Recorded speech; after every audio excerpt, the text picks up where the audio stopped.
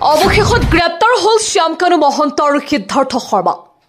দিল্লী বিমান বন্দৰত গ্ৰেপ্তাৰ হল শ্যামকানু মহন্ত আৰু গুৰগাঁৱৰ পৰা গ্ৰেপ্তাৰ সিদ্ধাৰ্থ শৰ্মা। SITয়ে গ্ৰেপ্তাৰ কৰিলে দুয়োকে। জুবিন গাৰ্গৰ মেনেজাৰ সিদ্ধাৰ্থ শৰ্মা আৰু শ্যামকানু মহন্তক গ্ৰেপ্তাৰ। গুৰগাঁৱৰ পৰা গ্ৰেপ্তাৰ সিদ্ধাৰ্থক। যিকোনো মুহূৰ্ততে বৰঝাৰৰ পৰা উলিয়াই আনিব পাৰে শ্যামকানু মহন্তক। এই মুহূৰ্তত আটাইতকৈ ডাঙৰ খবৰ, সিদ্ধাৰ্থ শৰ্মাৰ অৱস্থিতি লাভ কৰিছে অসম আৰক্ষীয়ে। বৰঝাৰৰ ভিতৰত প্ৰৱেশ কৰিছে আৰক্ষীৰ বিশেষ বাহন। যিকোনো মুহূৰ্ততে বৰঝাৰৰ পৰা উলিয়াই আনিব পাৰে শ্যামকানু মহন্তক।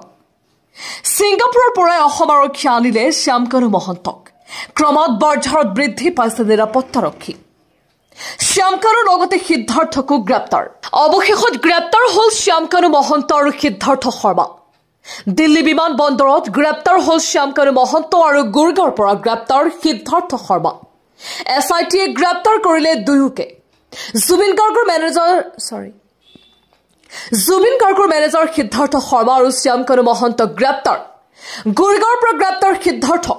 যিকোনো মুহূৰ্ততে বৰঝাৰৰ পৰা উলিয়াই আনিব পাৰে শ্যামকানু মহন্তক। এই মুহূৰ্তত আটাইতকৈ ডাঙৰ